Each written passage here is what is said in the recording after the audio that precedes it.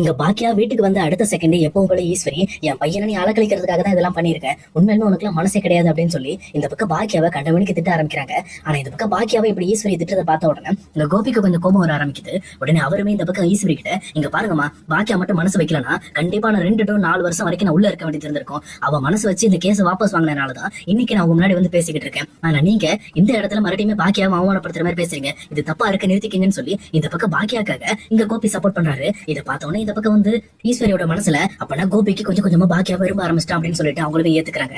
அதுக்கப்புறம் எப்பவும் போலி இந்த ரெஸ்டாரண்ட் ஒர்க் எல்லாம் இருக்கு அப்படின்னு சொல்லிட்டு அதுக்கான வேலைகளை ரெடி பண்ணிட்டு இருக்காங்க. ஆனா இன்னொரு பக்கம் மேல போனதுக்கு அப்புறம் எங்க ராதிகாவும் வந்து பாக்கியா கிட்ட, ரொம்ப நன்றி பாக்கியா, உங்களை என்னால புரிஞ்சுக்கவே முடியல, எதுக்காக இப்படி ஒரு காரியத்தை பண்ணீங்க அப்படின்னு சொல்லி கேக்குறாங்க. ஆனா அதே நேரத்துல பாக்கியாவுமே, இங்க பாருங்க, எங்க அத்தைக்காக தான் நான் பண்ணேன், என்ன அவங்க ஒரு அம்மா ஸ்தானத்துல இருந்து எனக்கு என்னென்ன செய்யணுமோ அது எல்லாமே செஞ்சு என்ன பாத்துக்கிட்டது அவங்கதான், அதனாலதான் அவங்களுக்காக தான் இந்த விஷயத்த பண்ணேன், என்ன அவங்களுமே கோபி அவங்க கூட இருக்கணும்னு சொல்லி விரும்புறாங்க, அதுக்காக தான் இந்த விஷயத்த பண்ண அப்படின்ற மாதிரி சொல்றாங்க. ஆனா ராதிகாவுமே, இங்க பாருங்க பாக்கியா, கண்டிப்பா நான் உங்களை மாதிரி நான் யோசிக்க மாட்டேன், ஏன்னா அங்க ஈஸ்வரி ரொம்பவே கொடூரமா யோசிச்சுட்டு இருக்காங்க, அவங்கள மாதிரி ஒன் சைடா யோசிக்கிறவங்கள நான் எப்பவுமே எனக்கு பிடிக்கவே பிடிக்காது, அவங்க எப்பவுமே தப்பா தான் இப்படி பண்ணிக்கிட்டு இருக்காங்க அப்படின்னு சொல்லி இந்த பக்கம் ஈஸ்வரியை பத்தி கொஞ்சம் தப்பா இங்க பாக்கியாட்ட பேசிட்டு இருக்காங்க. ஆனா இதெல்லாம் கேட்டுட்டு இருக்க ஈஸ்வரிக்கு ரொம்பவே கோபம் வந்துருது. அவங்களுமே இங்க பாக்கியா கிளம்பி போனதுக்கு அப்புறம் ஒரு டைம் இங்க ராதிகாவை கூப்பிட்டு, என்ன ராதிகா, இந்த மாதிரி தேவையில்லாம பாக்கியோட மனசை மாத்தி அவனையும் எனக்கு எதிராக மாத்தலாம்னு முடிவு பண்றியா? அது நடக்கவே நடக்காது, எப்பவுமே பாக்கியா என் பக்கம் தான், எனக்காக தான் ஆதரவு கொடுப்பா அப்படின்ற மாதிரி பேசிட்டு இருக்காங்க. ஆனா அதே நேரத்துல ராதிகாவுமே, இங்க பாருங்க, நான் எப்பவுமே பாக்கியா யோசிக்கிற மாதிரி யோசிக்க மாட்டேன், நான் கொஞ்சம் வித்தியாசமா யோசிப்பேன், பாக்கியா ஏதோ சரி அவங்க இடத்துல இருந்து உங்களை யோசிச்சு பார்த்து ரொம்பவே பாவம் புடியா பார்த்துட்டு இருந்தாங்க,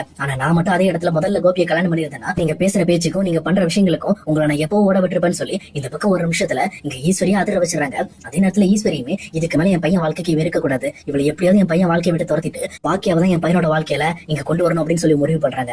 அதுக்கேற்ற மாதிரி இங்க பாக்கியோட ரெஸ்டாரண்ட்ல கொஞ்சம் பிரச்சனை ஆகுது. உண்மை சொல்லப்போனா ஆர்டர் நிறைய வந்து குமியறதுனால பாக்கிய ரெஸ்டாரண்ட்ல இருக்கிற அந்த ஒர்க்கர்ஸ் வச்சு அந்த ஆர்டர் பண்ண முடியல, அதனால அவங்களும் இன்னும் நிறைய ஒர்க்கர்ஸ் தேவைப்படுறாங்க. அதே நேரத்துல இப்ப டெம்பரரியா ஒர்க்கர்ஸ் நிறைய பேர் எடுத்தாலும் இங்க ரெஸ்டாரண்ட்டுக்கு ரொம்ப பிரச்சனை ஆயிடும். அது மட்டும் இல்லாம அவங்கள இந்த மாதிரி ஃபங்க்ஷன் முடிஞ்சதுக்கு அப்புறம் வேலையை விட்டு நிறுத்தினாலும் நல்லா இருக்காது அப்படின்ற மாதிரி பேசிட்டு இருக்காங்க. அப்ப எழிலுமே, இங்க பாருமா, கவலைப்படாத, வேணா எதுக்கும் ஒரு டைம் இந்த மாதிரி டேடி கேட்டு பாரு, கிட்டத்தட்ட இங்க கோபி நினைச்சாரு அப்படின்னா அவரோட ரெஸ்டாரண்ட்ல ஒர்க்கர்ஸ் நம்ம வேலைக்கு கூப்பிட்டுக்கலாம், அதே நேரம் அவங்களுக்கு தேவையான பேமெண்ட்டையும் கொடுத்துடலாம், இன்னொரு பக்கம் இங்க கோபியோட ரெஸ்டாரண்ட்டுக்குமே தனியா ஒரு பேமெண்ட் கொடுத்துக்கலாம், நமக்கு ஆர்டர் தான் முக்கியம் அப்படின்ற மாதிரி இந்த பக்கம் பாக்கியாக்கு அட்வைஸ் பண்றாங்க. அதை கேட்ட பாக்கியாவுமே கண்டிப்பா இது ஒரு நல்ல ஐடியாவா இருக்கும் அப்படின்னு முடிவு பண்ணிட்டு இந்த பக்கம் கோபி கிட்ட பேச ஆரம்பிக்கிறாங்க. கோபி, உங்ககிட்ட ஒரு விஷயம் கேட்கறேன், இந்த மாதிரி எனக்கு கொஞ்சம் ரெஸ்டாரண்ட்ல நிறைய ஆர்டர் வந்துகிட்டு இருக்கு, அதனால உங்க ரெஸ்டாரண்ட்ல இருக்கிற எக்ஸ்ட்ரா இருக்கிற இந்த ஒர்க்கர்ஸ் மட்டும் கொஞ்சம் எனக்கு மாத்தி வரீங்களா? அப்படி அவங்க வந்தாங்க அப்படின்னா அவங்களுக்கு உண்டான பேமெண்ட் சம்பளத்தையும் நான் கொடுத்துறேன், அது மட்டும் இல்லாம நீங்க மாத்தி விடுறதுக்கு எவ்வளவு கமிஷன் சொல்லுங்க, அதையும் நான் பார்த்து கொடுத்துறேன், ஆனா எனக்கு எங்க பொங்கலுக்குள்ள வேலை முடியணும் அப்படின்ற மாதிரி பேசுறாங்க.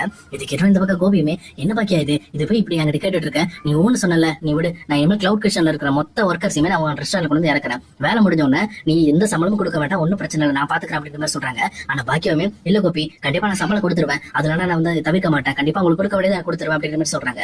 உடனே சரி அப்படின்னு சொல்லி கோபியுமே ஒத்துக்கிறாரு. இந்த மாதிரி இவங்க எல்லாம் ஒன்னா பேசிட்டு இருக்க விஷயத்த இங்க ராதிகாமே வேலைக்கு கிளம்பும் லைட்டா கவனிக்கிறாங்க. அதே நேரத்துல அங்க பக்கத்துல இருக்க ஈஸ்வரியுமே பாக்கியாவை பார்த்து, ஏன் பாக்கியா இந்த மாதிரி வந்து கோபி கிட்ட தானே கேட்கிற, அது எதுக்கு நீ வேற யார்கிட்ட கேட்கிற மாதிரி ரொம்ப தயங்கி கேட்கிற, நீ வந்து அதிகாரமா கூட கேட்கலாமே, நீ கேட்டா கோபி செய்ய போறான், அப்புறம் என்ன அப்படின்னு சொல்லிட்டு இந்த பக்கம் வந்து எப்பவும் போல பாக்கியாவையும் கோபியை சேர்க்கறதுக்காக இவங்க அவங்களோட சூதாட்டத்தை ஆரம்பிக்கிறாங்க. ஆனா அதே நேரத்துல இதை கவனிச்சுக்கிட்டு இருந்த ராதிகாவுமே ஈஸ்வரியோட எண்ணத்தை தெளிவா புரிஞ்சுக்கிட்டு, இதுக்கு மேல எந்த ஒரு விஷயத்திலயும் நம்மளும் களம் இறங்கணும், உண்மையை சொல்ல போனா கோபி நம்ம கூட இருக்கணும் அப்படின்னா வேற எதை பத்தியும் யோசிக்காம நம்ம கோபி கூட இறங்கி வேலை செய்யணும் அப்படிங்கறதையும் புரிஞ்சுக்கிறாங்க. உடனே அவங்களுமே வேலைக்கு போற விஷயத்தெல்லாம் தூக்கி ஓரம் கட்டிட்டு டேரக்டா அவங்க பேசிட்டு இருக்க இடத்துக்கு வராங்க. வந்தது மட்டும் இல்லாம, இங்க பாருங்க கோபி, நம்ம கிளவுட் கிச்சன்ல இந்த மாதிரி நம்ம ஆர்டர் எடுக்கணும், நீங்க எதுக்காக இந்த மாதிரி ஆர்டர் எடுக்காம இருக்கீங்க, இந்த டைம் பாக்கியாக்கு கண்டிப்பா ஹெல்ப்புக்கு நம்ம கிளவுட் கிச்சன்ல இருந்து ஆளுங்க நிறைய பேர் போகணும், அதே நேரம் அந்த ஆளுங்க கேட்டா நான் கூட போவேன், இன்னொரு முக்கியமான விஷயம் என்னன்னா அடுத்த டைம் கண்டிப்பா நம்மளோட கிச்சன்லயுமே இந்த மாதிரி ஆர்டர்ஸ் இருக்கணும், அதுக்கு உங்க ரெஸ்டாரண்ட் கூட நானும் இருந்து ஒர்க் பண்ணுவேன் அப்படின்ற மாதிரி சொல்றாங்க.